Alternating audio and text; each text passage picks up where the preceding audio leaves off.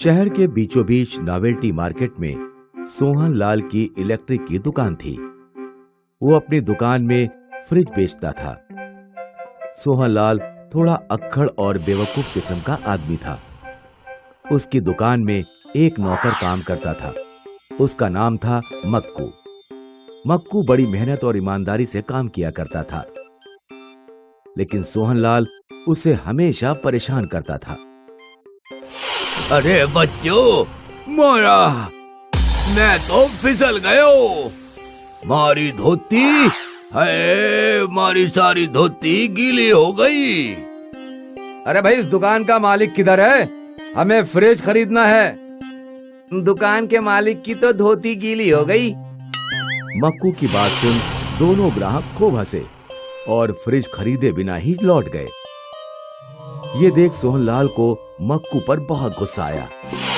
थारी वजह से मारा धंधा चौपट हो जाओगे एक दिन। थाने किसने कियो कि फर्श पे साबुन वाला पानी डालने को? सेठ जी, मैं तो रोज की तरह अपना काम कर रहा था, आपने ही अपनी टांग बीच में डाल दी।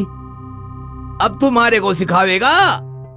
उस रात जब सोहन लाल अपनी दुकान बंद करके घर गया तो रात को उसकी दुकान में दो चोर घुस गए। छतन, तनिक इधर उधर को देखो, क्या एक से एक माल है इस दुकान में। तिधल, अबे हम फ्रिज की बात कर रहे हैं। ओ लल्लन, दुकान के मालिक को देखकर ही समझ आ गया था। वो तो बिल्कुल बुड़बक है। इब की बार तो ऐसा लूटेंगे कि जिंदगी सेट हो जाएगी। दोनों चोर ने अंधेरी दुकान में से एक फ्रिज को चुराकर दूर एक कचरे के ढेर के पीछे छुपा दिया। इस बदबूदार जगह पर कोई नहीं आएगा, यही सही जगह है इसे छुपाने के लिए। वाह छुट्टन, तुम तो बहुत ही स्मार्ट हो। अगले दिन सोहन लाल अपनी दुकान में से एक फ्रिज गायब देखकर बौखला गया और मक्कू भी बहुत परेशान हो गया। दुकान में घुसकर इतना बड़ा फ्रिज कैसे ले गया? जरूर वो दो चोर हैं। अरे कैसे पता? कहीं तूने ही तो मारे से बदला लेने के लिए? माने तो थारी नियत पे पहले से ही शक था। थारी नियत में खोट है। बोल, किधर गयो फ्रिज? नहीं सेठ जी, आप गलत सोच रहे हैं। अगली रात फिर से वो दोनों चोर दुकान में घुसे और रात के अंधेरे में फ्रिज चुरा कर भाग गए। कैसे बेवकूफ दुकान वाला है। लल्लन, हमारा तो दिल करता है कि उसकी सारी दुकान चुरा लें। अगले दिन फिर से एक और फ्रिज गायब देख सोहन लाल गुस्से से बौखला गया। मक्कू ने पूरी दुकान का जायजा लिया। उससे भी समझ नहीं आया कि अब क्या करे। फिर वो सेठ जी के पास गया और उसके कान में कुछ बोला, जिसे सुन सोहन लाल चौंक गया। सेठ जी, अब चोरों को पकड़ने का बस यही तरीका है। अगली रात को दोनों चोर छुट्टन और लल्लन फिर से दुकान में घुसे और फ्रिज चुरा लिया। दोनों चोर ने हमेशा की तरह फ्रिज को कूड़े के ढेर के पीछे छुपा दिया। लल्लन, जल्दी से इस फ्रिज को बेच देते हैं। तभी एक आदमी आया और उसने फ्रिज को खरीदने की बात कही। ये तो चोरी का माल है, इसे मैं आधी कीमत पर खरीदूंगा। बोलो, मंजूर है? हाँ हाँ, लाओ जल्दी से पैसे दो और ये फ्रिज ले जाओ।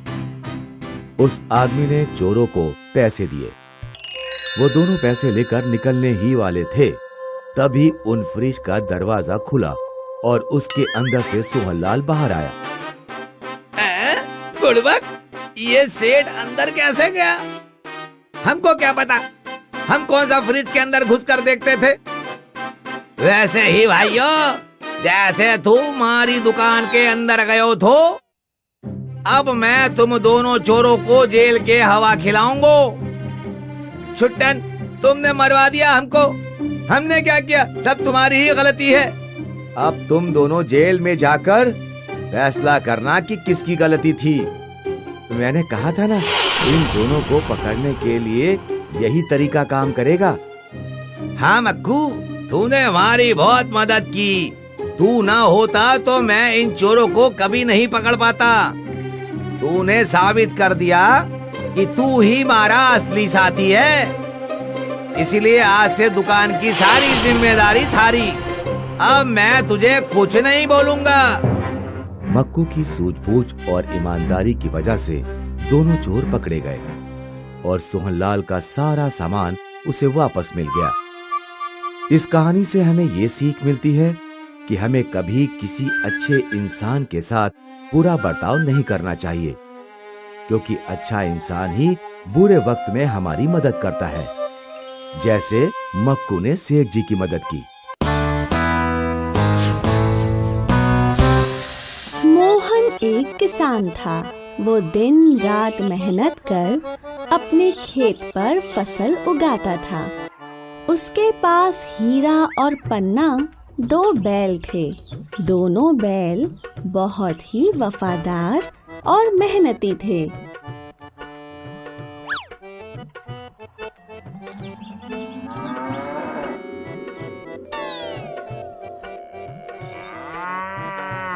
लेकिन कभी अपने मालिक का बुरा नहीं सोचते थे।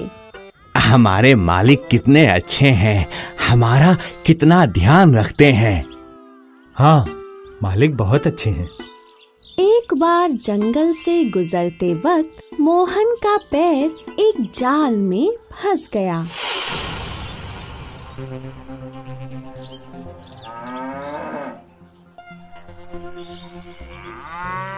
मोहन अपने बैलों की स्वामी भक्ति से बहुत खुश हुआ।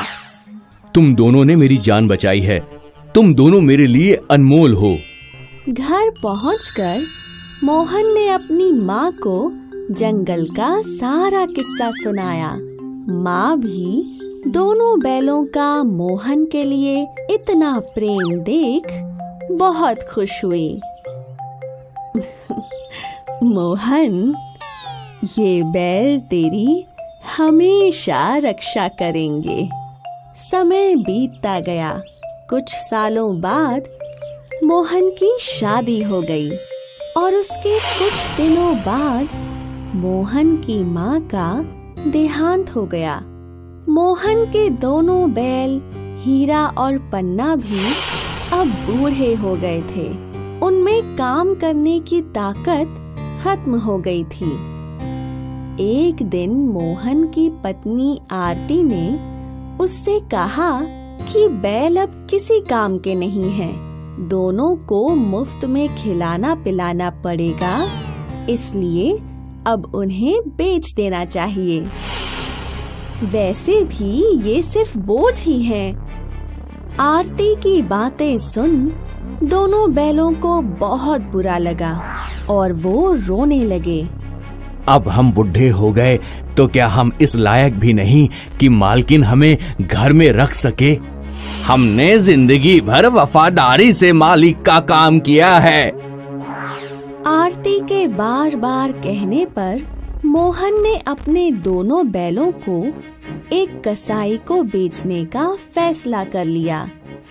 बड़ी मुश्किल से वो कसाई माना है, वरना इन बूढ़े बैलों को कोई क्यों खरीदेगा। भारी मन से वो अपने बैलों को कसाई के पास छोड़ने चला गया। कसाई के पास पहुंचकर मोहन ने दोनों बैलों की लगाम कसाई को थमा दी। बदले में कसाई ने उसे कुछ रुपए दिए।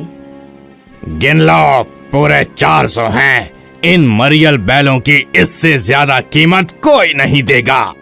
ले लो इन्हें, वैसे भी ये मेरे अब किसी काम के नहीं।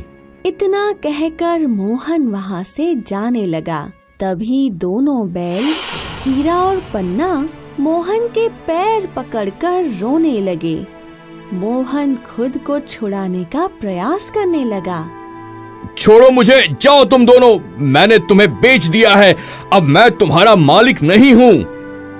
मोहन वहाँ से चला गया। और हीरा पन्ना दोनों रोते हुए अपने मालिक को जाता देखते रहे। तभी वहाँ एक चोर आया।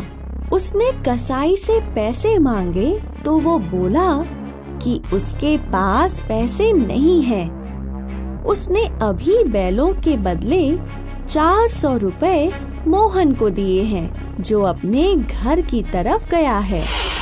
चोर मोहन के पीछे चला गया। ये पूरी घटना हीरा और पन्ना ने भी देखी और वो दोनों परेशान हो गए।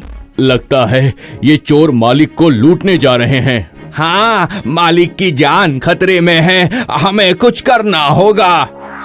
इतना सोचकर दोनों बैलों ने कसाई को जोर से सींग मार रस्सी छुड़ा ली और दोनों बैल चोर के पीछे भागने लगे।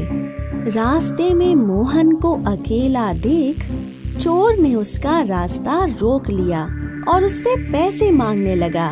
लेकिन तभी हीरा और पन्ना वहाँ आ गए। गुस्से में दोनों बैलों को अपनी तरफ आता देख चोर सकपका गया। बाप रे, ये दोनों तो वही बैल हैं, ये तो मेरी तरफ ही आ रहे हैं, भागो भागो।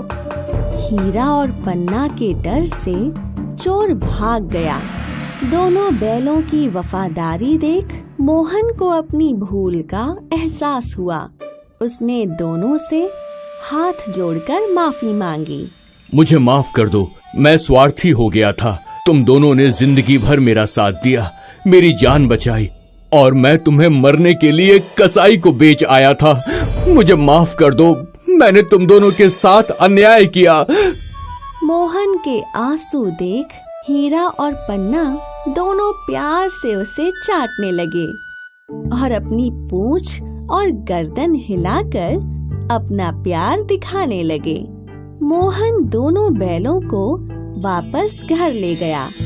मोहन को बैलों के साथ वापस आता देख आरती बहुत गुस्सा हुई। आप इन दोनों को वापस ले आए? मोहन ने आरती को रास्ते की सारी घटना सुनाई कि कैसे हीरा पन्ना ने मोहन को चोरों से बचाया। अगर हीरा पन्ना ना होते तो चोर से मुझे कौन बचाता। आज से ये दोनों इसी घर में रहेंगे, इस घर के सदस्य बनकर। आरती को अपनी भूल का एहसास हुआ और उसने भी वादा किया कि वो हीरा पन्ना को कभी मोहन से अलग नहीं करेगी।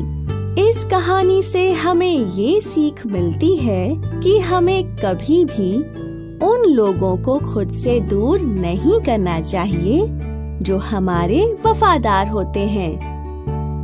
वफादारी सबसे अनमोल गुण है। जो लोग हमसे वफादारी करें, हमें उनकी इज्जत करनी चाहिए।